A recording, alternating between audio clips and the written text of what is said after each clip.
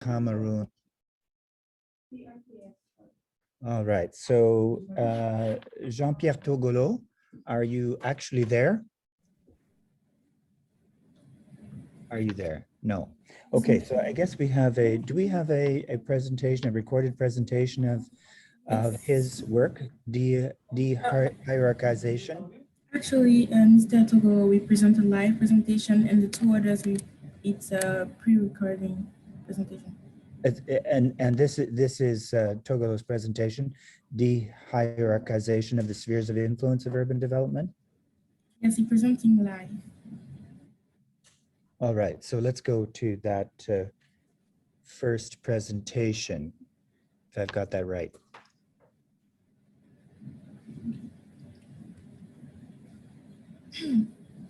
I said that Mr. Togolo will present live.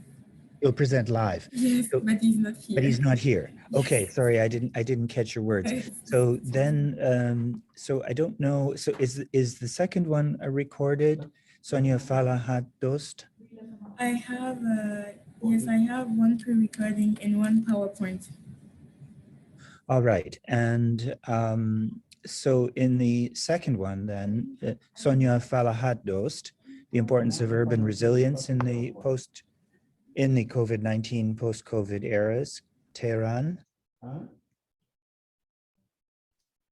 And will that be the PowerPoint or the pre-recording? Oh, here it is. Yes. It's a recording. Yes. Are you ready? It's a recording. So let's go to that one, okay?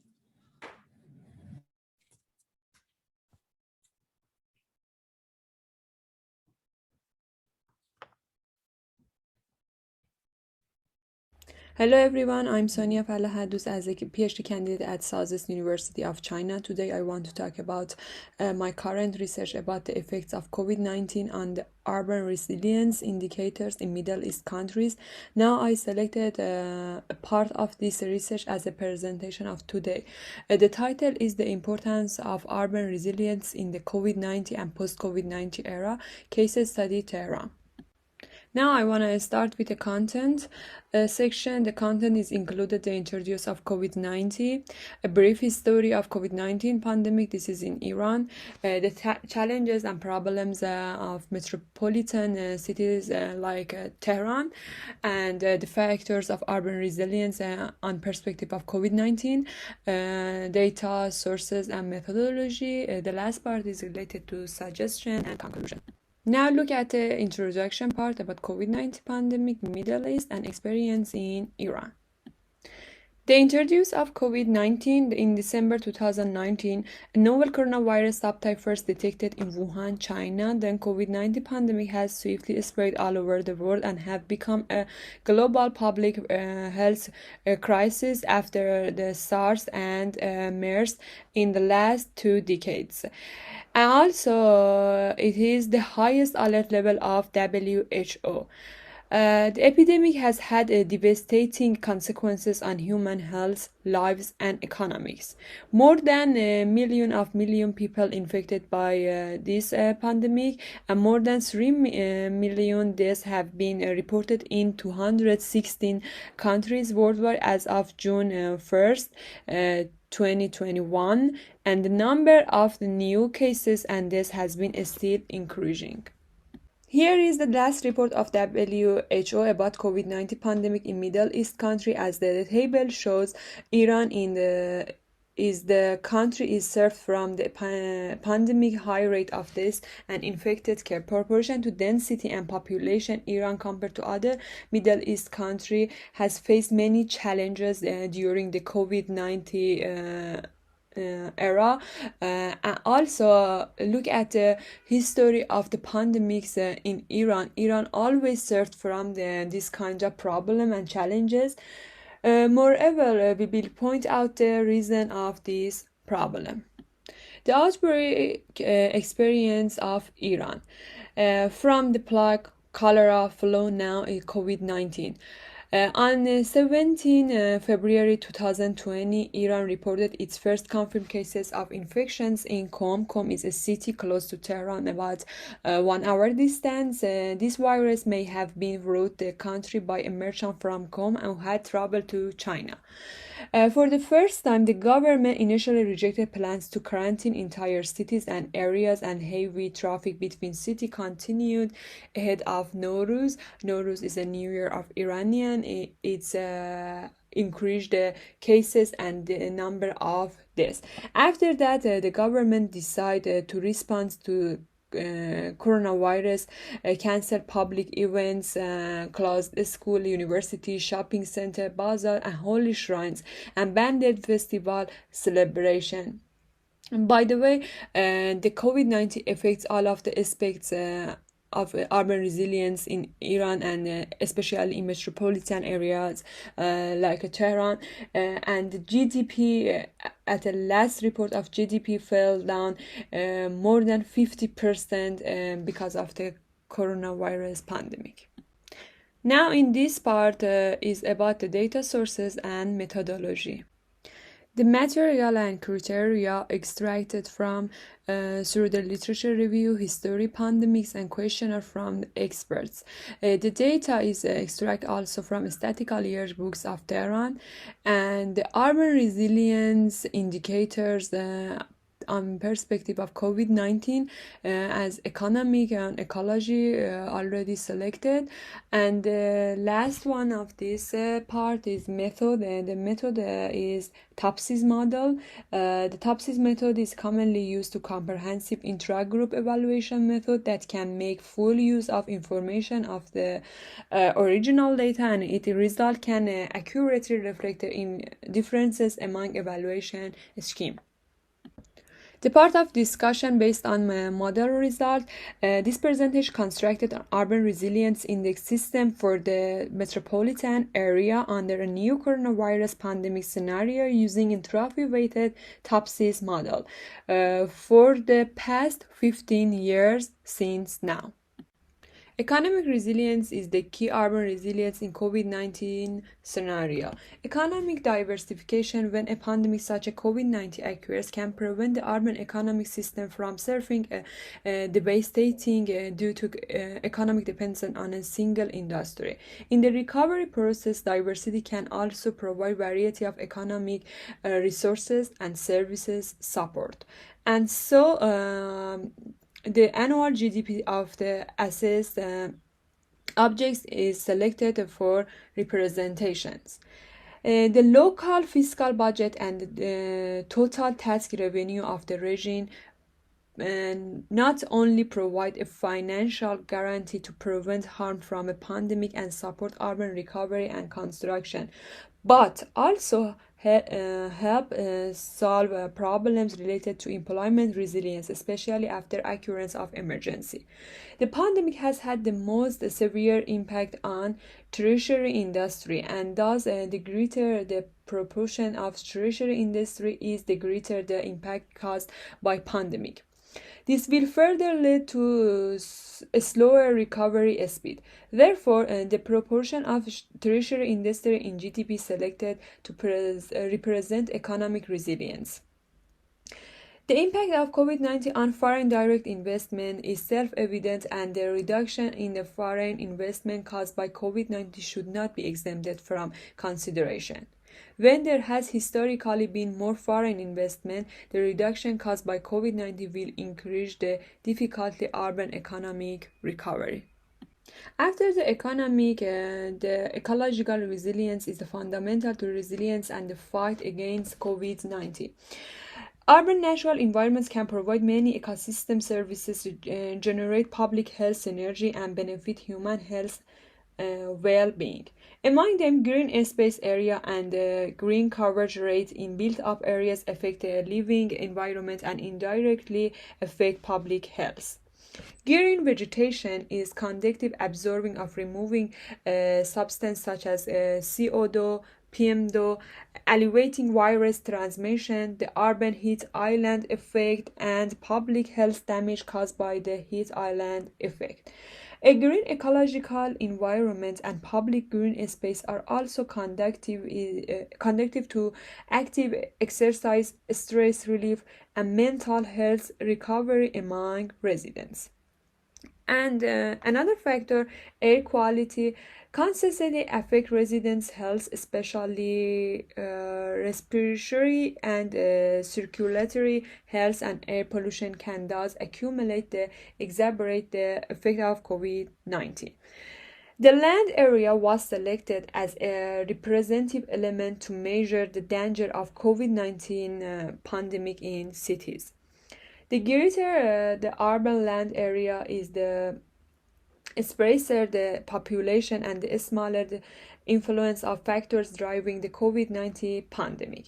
The coverage rate of green vegetations in the urban area is conducive to elevating pollution from the emission of industrial waste, water, and sulfur dioxide in the urban area, which indirectly affects the quality of life and reduces the risk of being infected by COVID-19. It is conducive to the restoration and development of urban construction. Look at the last part, suggestion and conclusion. As a suggestion, take advantage of foreign urban resilience research such as the U.S. Rockefeller Foundation in May 2013 and implementation of the Global 100 Resilient Cities project. The government should support the development of urban resilience by learning from other countries working together to improve the overall resilience of the region and fully absorbing the challenges of international community. In addition, there is a need activity participate in the construction of pandemic related meetings and learn from the latest research result and practical experience to support the sustainable development of their own urban resilience and enhance their path. About the high economic resilience need to continue to develop their economics, maintain a stable macroeconomic conditions, and continuously adjust their industrial structure by attracting foreign investment, encouraging economic diversification, supporting patent applicants, ensuring the quantity and quality of university students, and encouraging the innovative capacity of the economy to enhance the economic resilience of the regions, thereby increasing the economic base for responding to the COVID-19 pandemic. About the ecological suggestion system to improve quality of the residential environment and improve the medical infrastructure and expertise of doctors to better address the pandemic by increasing physician literacy, strengthening the promotion of professional knowledge, and implementing a core region-driven strategy to promote metropolitan areas. In addition, the region should strengthen interregional transportation and communication facilities, improve interregional road and information networks, ensure circulation and connection between areas with a high resilience index and those with low resilience, and provide funds, technology, high quality information, and prevention and control experience to areas with low resilience in timely manner to effectively respond to COVID-19. As a conclusion, this paper selected ecological and economic factors assessed to overall resilience in the metropolitan area under the COVID-19 era. This assessment, the comparative study of temporal and spatial variation, can support future response to the pandemic and thus effective organization and management, thereby leading to the improvement in urban resilience. There is some of lack of knowledge because of the limitation time, and it should be covered by the future research, my research, and therefore scholars need to work together to enrich applicants of this model in this field of COVID-19 to improve the urban flexibility evaluation system, effectively prevent and control the coronavirus pandemic, ensure the protection of life, and strengthen the priority of urban resilience. There is number of references I used to this presentation.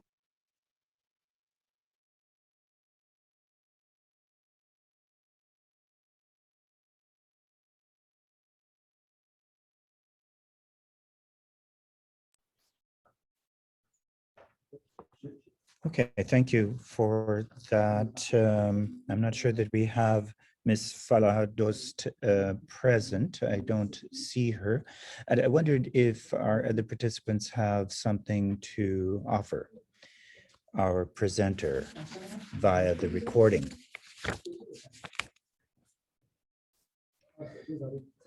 If not, I just have a couple of points that perhaps she can have a look at when she sees this recording. One is, and I just read the conclusion again, but I didn't hear a clear research question. So I understand that this is more background and contextualizing the problem, which is fine.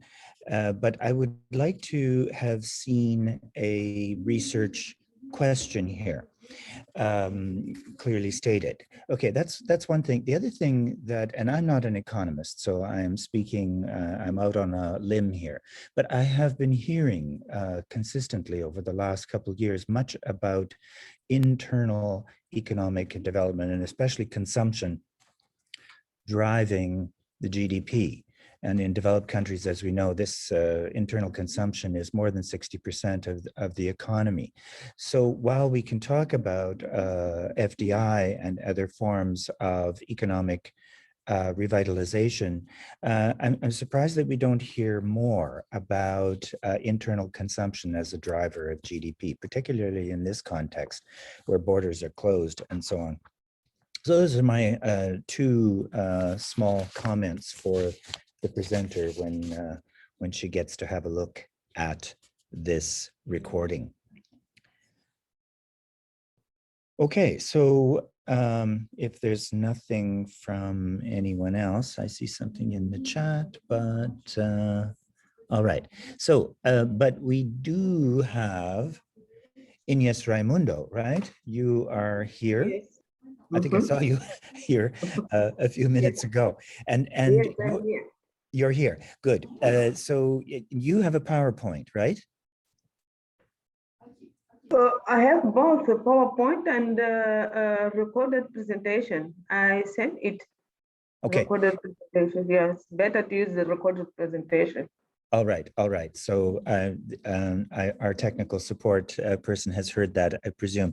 So let's go to that. So this is Ines Raimundo at Eduardo Mondlane University in Mozambique. African cities under cyclones, floods, landslide, and lethal diseases, a threat to the humankind caused by natural disasters and COVID-19.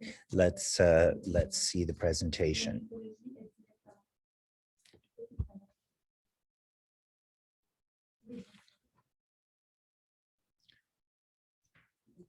Good morning, good afternoon, or good evening to the whole participants. It is a pleasure to me to present this paper to you, which the title is African Cities Under Cyclones, Floods, Landslide, and Lethal Diseases, a threat to the humankind caused by natural disasters and COVID-19.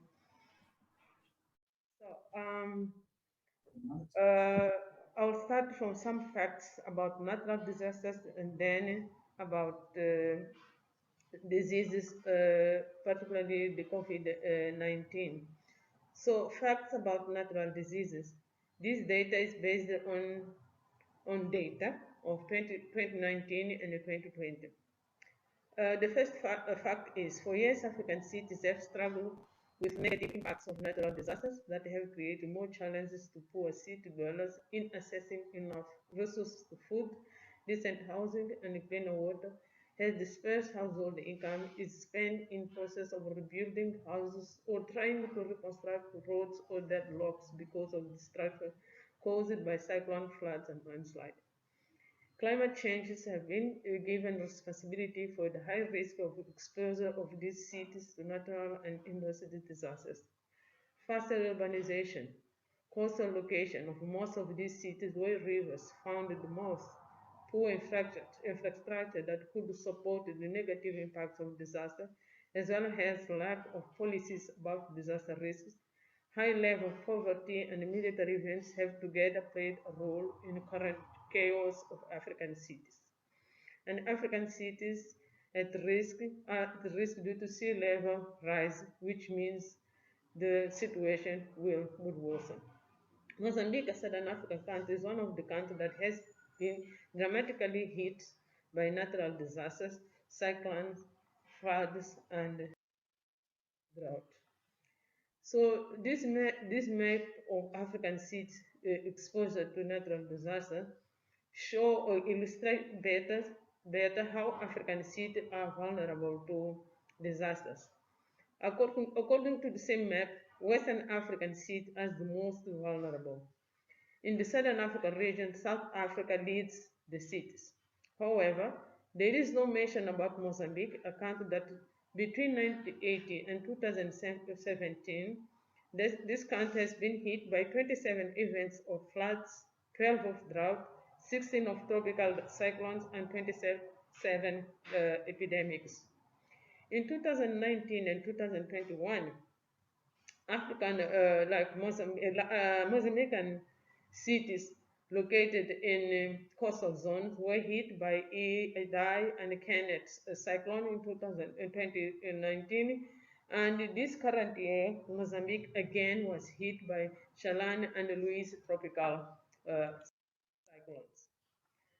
Some facts about related diseases, including COVID, based on data of 2020.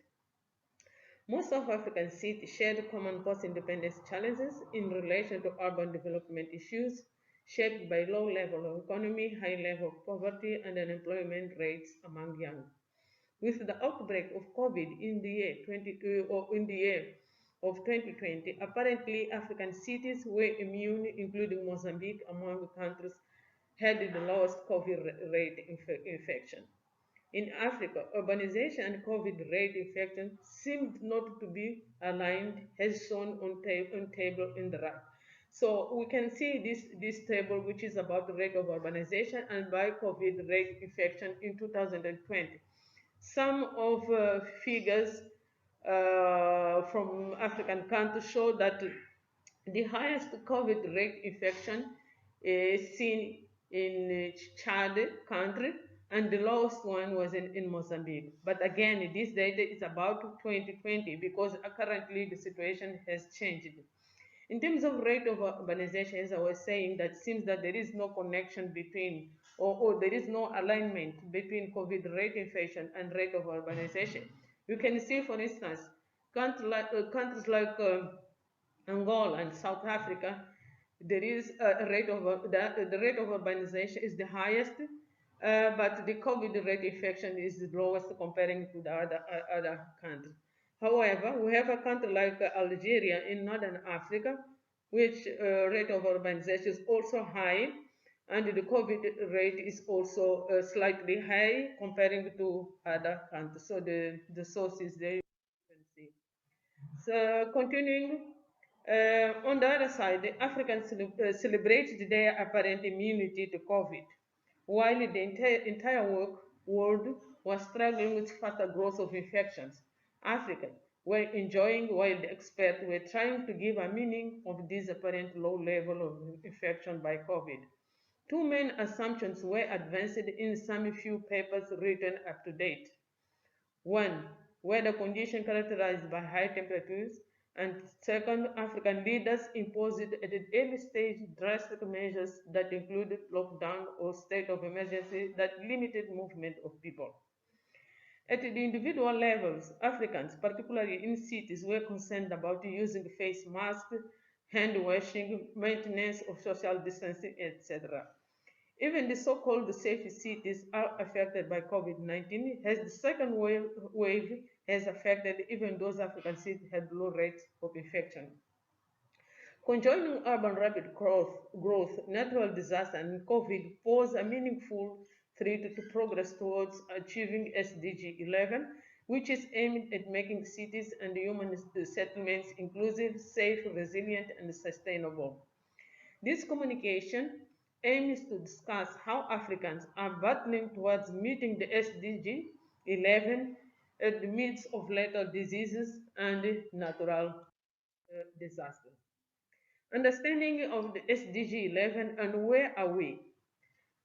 SDG 11, which means sustainable cities and communities, It is one of 17 Sustainable Development Goals established by the UN Nation General Assembly in 2015, and then its goal is to make cities inclusive, safe, resilient, and sustainable. 9 years are what we have to meet SDGs. So what hinders these goals? 4 decades of permanent shift due to events related to natural hazards, economic, social, and political military events. These include civil war between 1976 and 1992, flooding, drought, and violent cyclones like Dineo, Edai, Kenneth, Louise in the last 2 years, and military attacks in one of the northern provinces of Mozambique. COVID-19, a threat ahead to underprivileged city dwellers. As for example of Mozambique, factors that can turn the COVID situation into chaos in sub-Saharan Africa.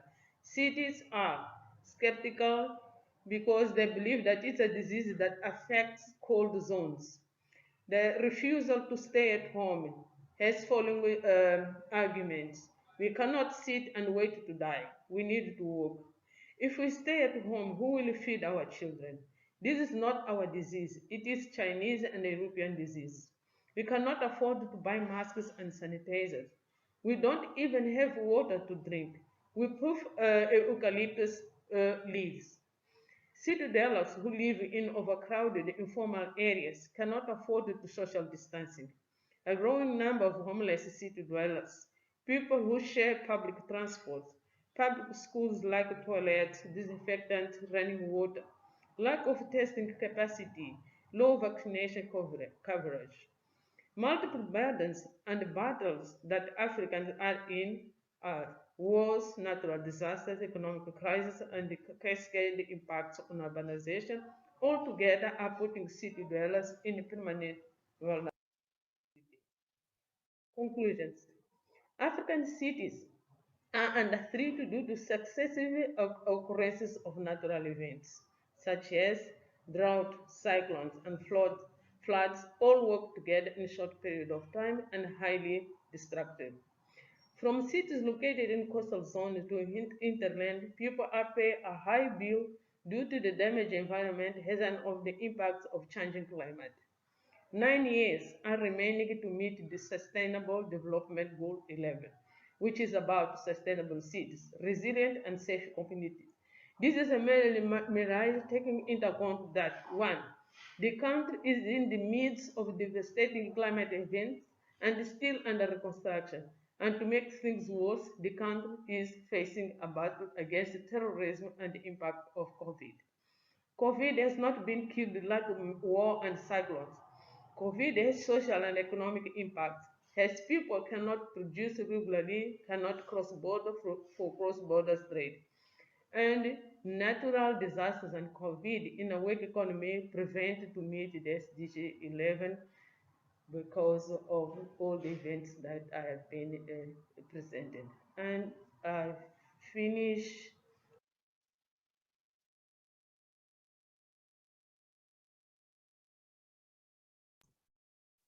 Okay, thank you, Ms. Raimundo, for that presentation. And you are here, so I wonder if anyone else in this room has questions or comments.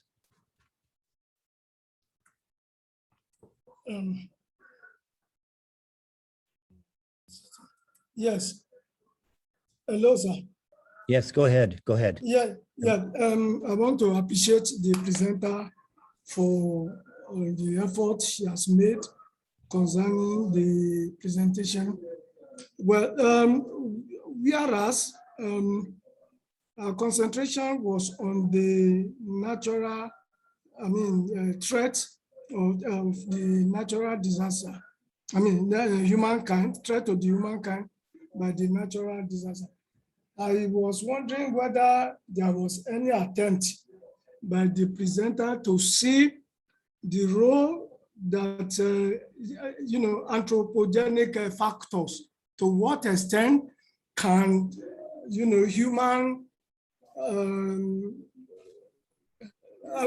aspect, to what extent did she try to look at human efforts too? To what extent can human efforts right from the government to the citizenry, what effort can they make to minimize this threat, particularly now that the third wave, which is more, according to research, that is even deadlier than the first and second wave, you know, I mean, it's imminent now.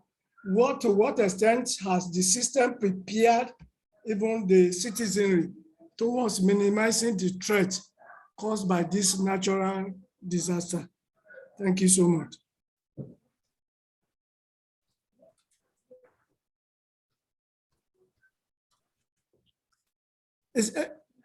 Ms. Raimundo, your microphone is blocked. Yes. Okay. Yeah, thank you. Yeah. Thank you, Bimbola, for your question. So if I understood properly, you are asking about what kind of efforts that city dwellers or citizens are putting in order to minimize the threats. Correct. Yes. Oh, yes, that's really interesting question. Perhaps, yeah, it was really unfortunate that, yes, I had to record and I didn't have enough time to explain a bit more about my ideas around this paper. Maybe if you allow me to give some background about the country.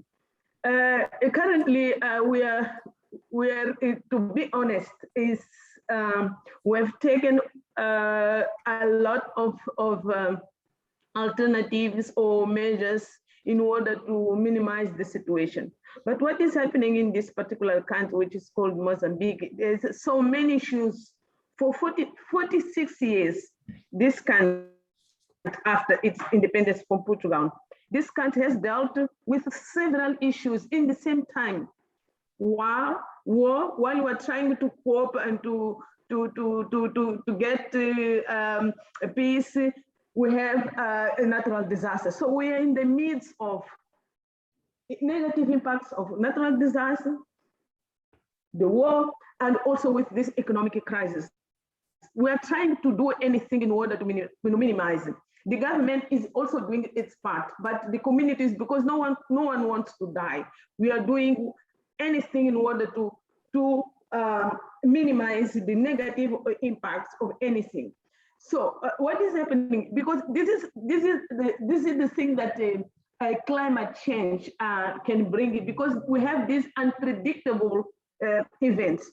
Myself, I was born in a place where it's normal to cohabit with floods.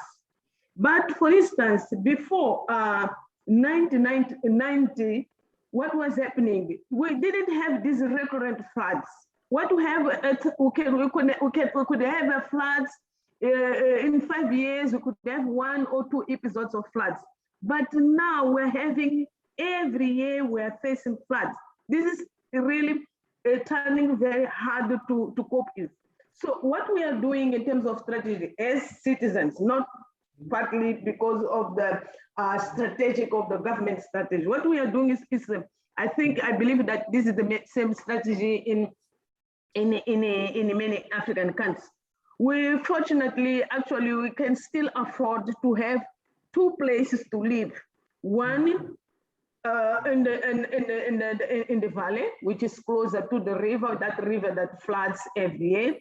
And we also have a place where we live in upperland. Unfortunately, we are in a position that we can't take big measurements, because the rivers, they're coming from interland, they're coming from South Africa, they're coming from Botswana, they're coming from Zimbabwe, and all the rivers end in Mozambique.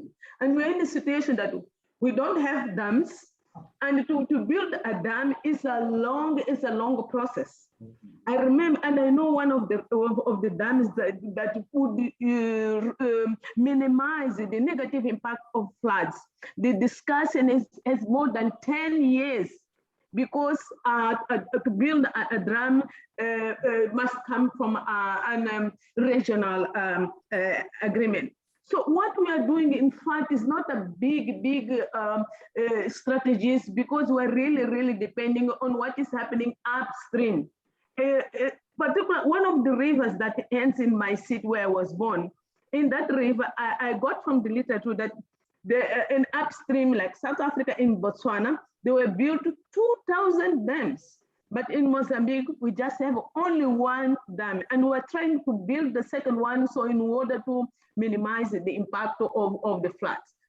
But being a dependent country is really difficult and very hard to take measures that can minimize our situation. And we usually we are saying that actually we are paying a bill that we are not responsible for. So what can we do? So I think that I don't have a better response on that, because this is supposed to be something that has to be discussed among Southern African countries, among the global world. So I hope that I responded to your question, Bola. Thank you so much.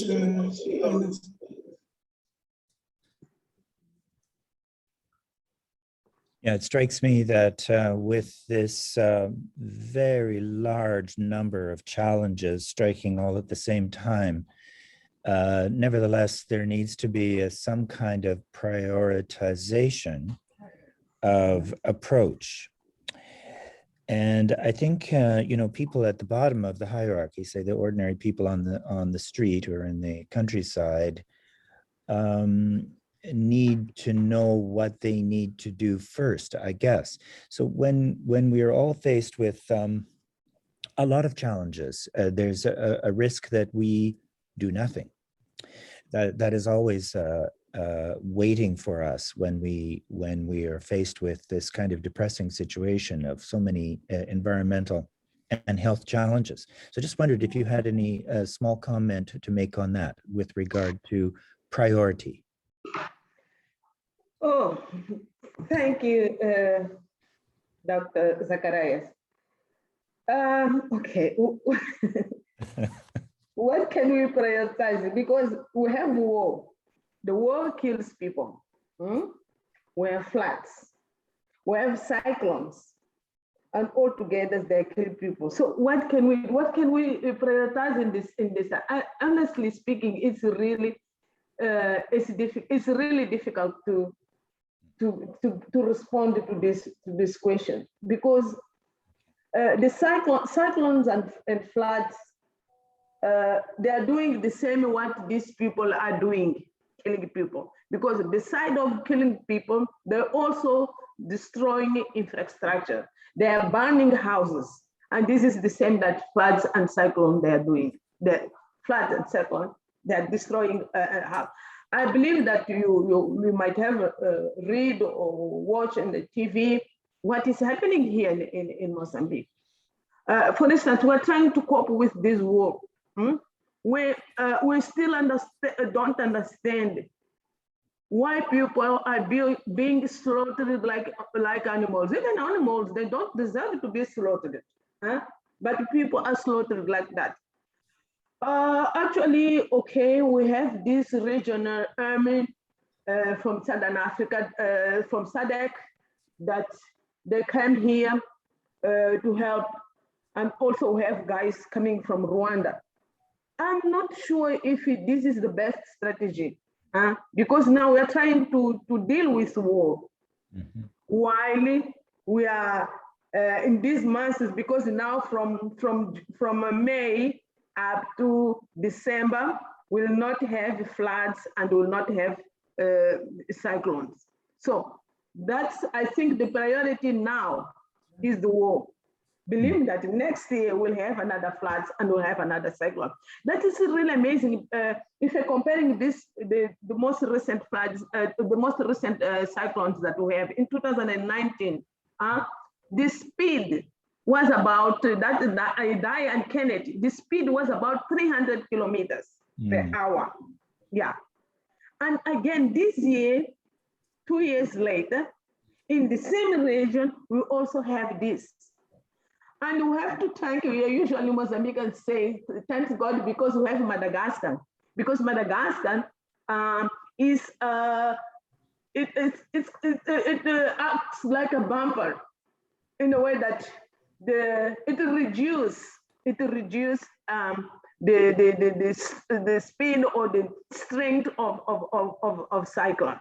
So in terms of priority, maybe it makes my answer short. Maybe we should look at, we should be based on the period of the year that these events happen. We know that cyclones and floods usually happen late December up to March.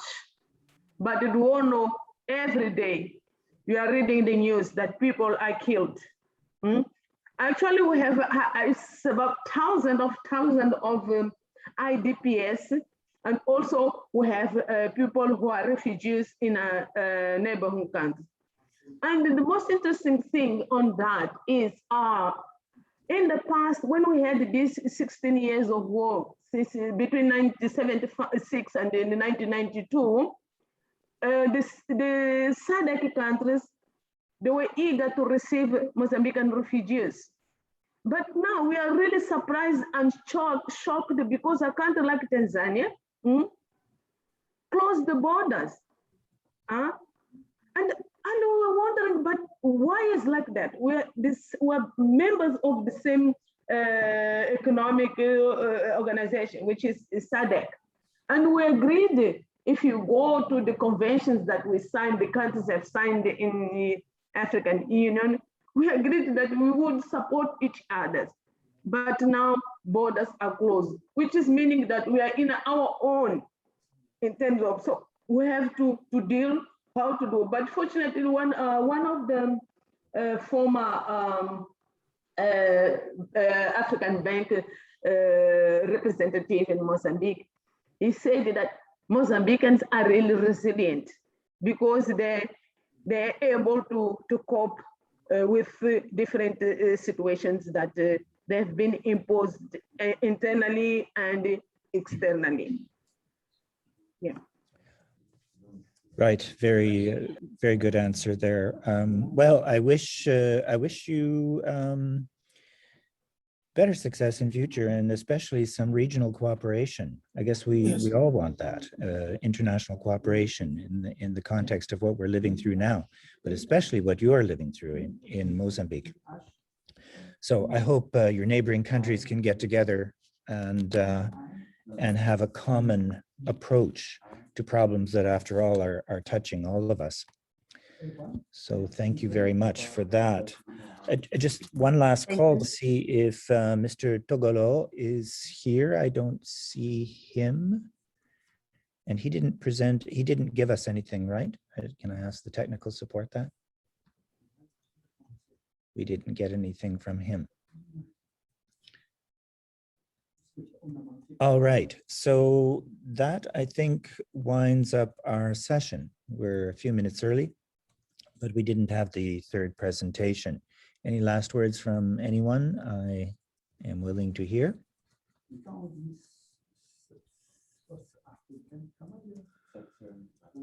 Okay, thank you very much, and especially for that very vigorous discussion which we just had. I learned something, certainly. All right, to the next session. Thank you very much. You're welcome. Thank you for sharing this session. Bye. Bye. Yeah.